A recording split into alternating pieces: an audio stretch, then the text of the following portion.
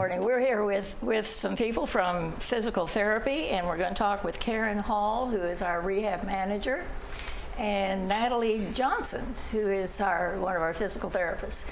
So welcome. Thank you. Good morning. And Karen, I'm going to start out with you and find out exactly what it is you do. Thank you. Good morning. So again, my name is Karen Hall. I am the rehab manager here at Greenspring, which means that I oversee inpatient rehab, which is held in Garden Ridge, and outpatient rehab, which is out of Hunter's Crossing. Okay. We provide therapy services to the entire campus. Right. Mm-hmm. I always kind of laugh about that rehab in Hunter's Crossing because when I first found out where it was, I thought, gee, it's kind of down in the dark recesses, but downstairs, right across from the community center. Correct. We tease and we say, we make you work to get there. Yes. You know, having to do those stairs and negotiate the elevator or in the crowd sometimes when there's activities going on in the conference room. Right. But yes. Right. Okay, would you like to introduce? Sure. I've brought with me today Natalie Johnson, who is our new senior therapist here at Greenspring.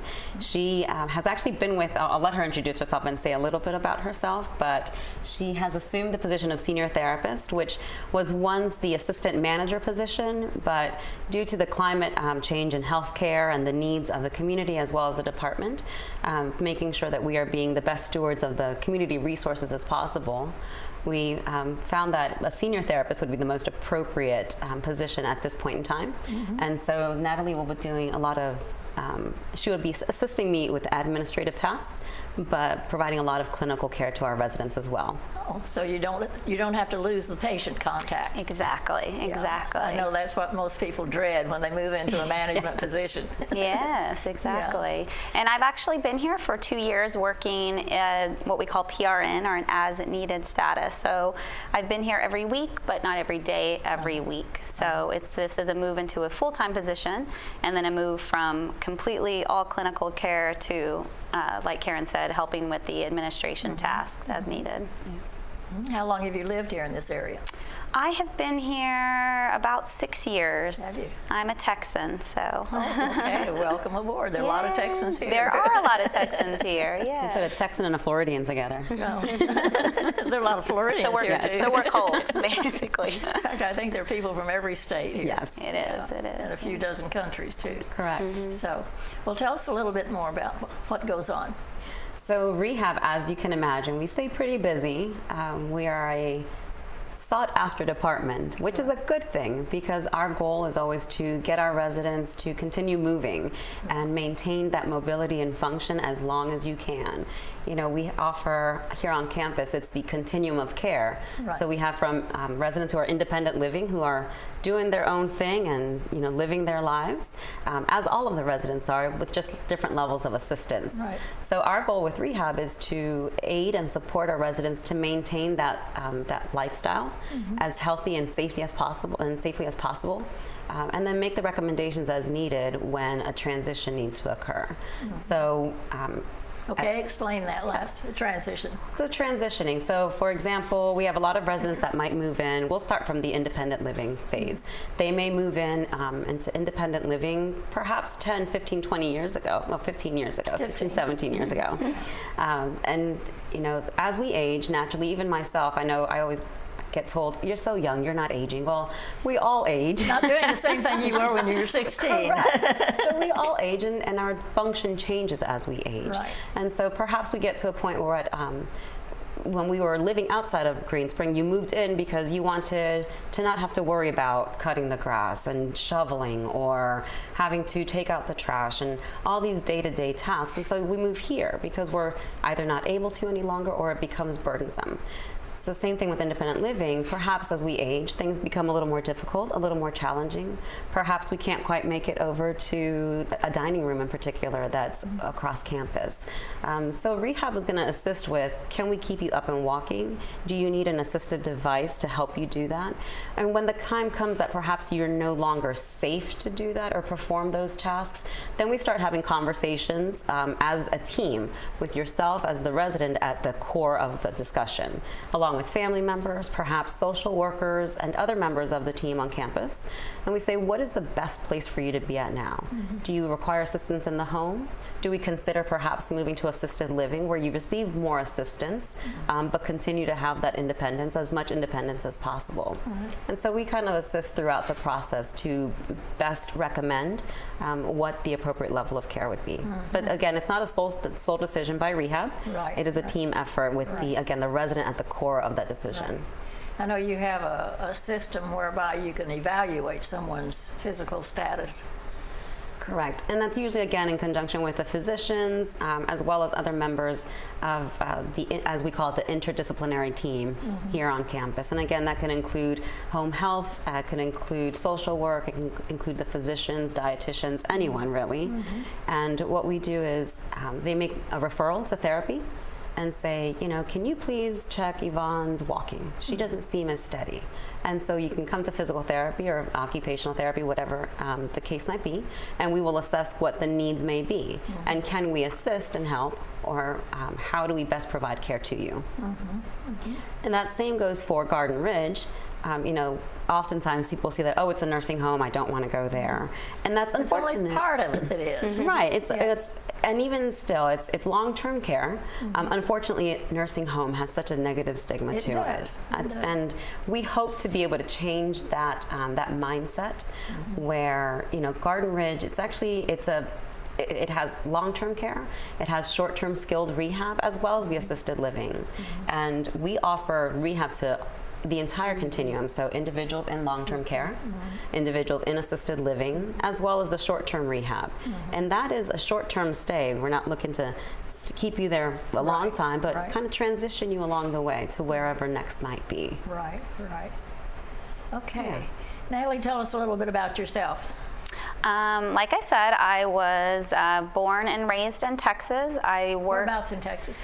Was born in Houston, raised in the Dallas area, and then moved back down to Houston for grad school and worked in one of the major hospitals there in the medical center for 7 years before moving up here. And I've spent the last 7 years now in senior living communities like this one, assisted living, short stay rehab, independent living, outpatient type of rehab. I've worked in 3 or 4 other communities in this area, kind of on that on-call status, and so this move here, I will be only working here now full time. So you'll really get to know everybody. Yes, I'm very excited. Right. Yes. Well, that's great. That's great. What drew you into physical therapy? When I was in high school, my grandmother suffered a stroke, and the first time I went to see her, she looked pretty bad in the bed. The side of her face was slack. She couldn't move one side of her body. And then when I came back to see her about 2 weeks later, she was in therapy, in inpatient therapy in the hospital. And they had her up walking. They had an E-stem on her arm, and it was moving. And I said, that is what I want to do. And I stuck with it. That's great. That's great. From a sophomore in high school all the way through. I Those personal experiences can really make a difference. absolutely. Okay, tell us about you. How did you get into physical therapy? I actually, at a younger age, never had quite a personal, most people say a personal contact, somebody in the family, or they themselves were injured. I was an athlete most of my life, so I was a gymnast, a diver, and I was always wanting to understand how the body works. Why can I do that? How come, the gymnasts, you see them bend completely backwards like they have no spine. Right. So that always intrigued me. I'm like, how does that happen? So I got into studying the human body and studying anatomy and just kind of more and more seeing, well, how do I fix it if something happens? So that's kind of what drew me into physical therapy, into understanding, and then wanting to help across the continuum, little children be able to understand how they start walking, understanding the aging population, how to keep them walking. So it just intrigues me, and how to make the body better. That sounds great. That sounds Yeah. great. I think most of us really need to know more about how our bodies operate.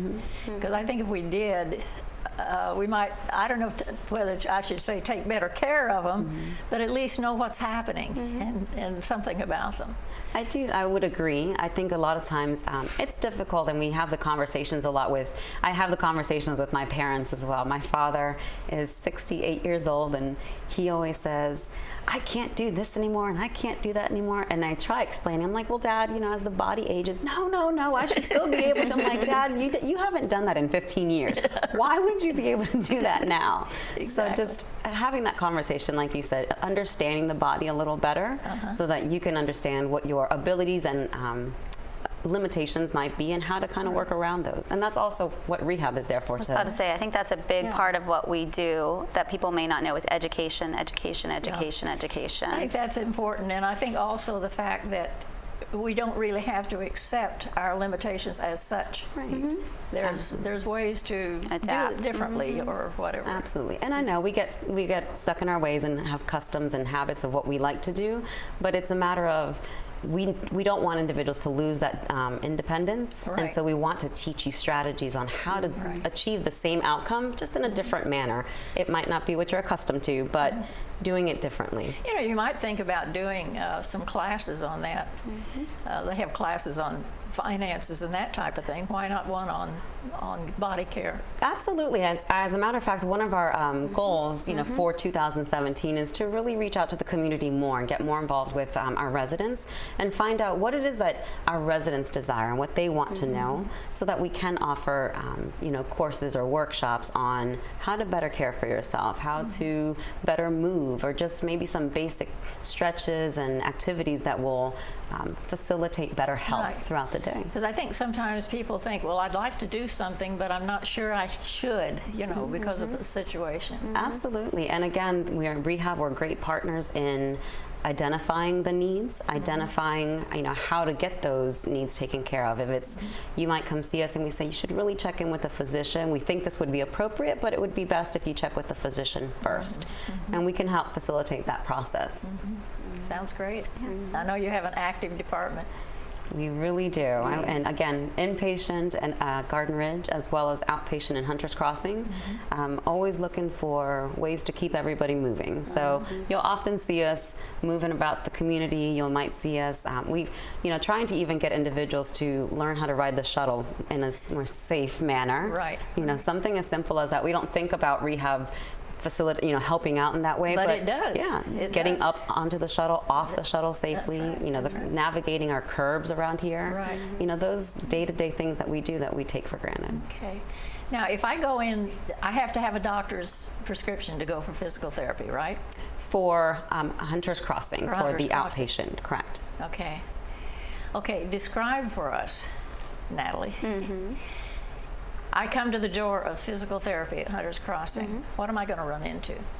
Well, if you have an order for physical therapy, then you could have an order for occupational therapy or speech therapy. But if you have an order for physical therapy, first you'll meet with a physical therapist who will do your evaluation. And depending on what your order says will kind of guide us. Sometimes it just says physical therapy eval and treat. Sometimes it says physical therapy for right shoulder pain. So that order kind of guides us sometimes on what we're looking at.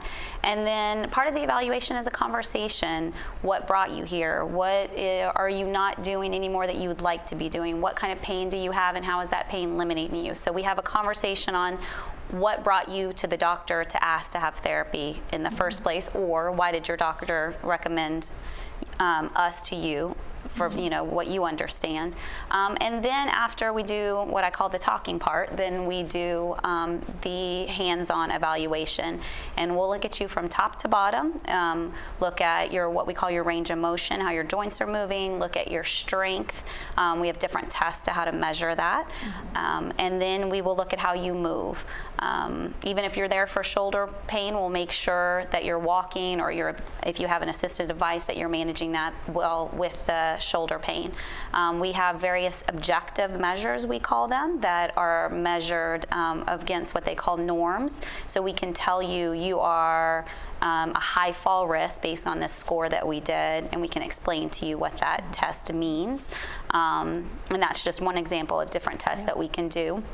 but they're based on norms so that you can kind of see where you fall and other people of your gender and age group. And then we take all of that data and then we make what we call a plan of care. This is what we're seeing, this is what we think we can do, and this is where we think we can get you. And that's also a conversation, because sometimes people have unrealistic expectations of where they think they can be. I want to have no back pain. Well, sometimes no back pain, if you've got an anatomical, we can't change that, but there are things that we can do to make it better. And so then we have that conversation of this is what we think we can do, this is what it's going to take to get there, this many times a week, this many minutes per session, these are the exercises that we're thinking we'll kind of do, and then it's a sort of an agreement that you as a patient says, yes, I want to try this, let's see what we can do. And the other thing is it's a constant communication. After 3 or 4 sessions, my pain's not getting any better, or now I have back pain because I think an exercise we're doing is, then we adapt, we move. We're constantly assessing, evolving, and trying to get you where that very first discussion that we have, where we decided we were trying to get to be. We guide the care, but you kind of lead and direct how that care goes. Okay, been very informative. Thank you so much for coming in. Thank you for having us. Thank you. Okay, let's see what the West Point Glee Club sounds like.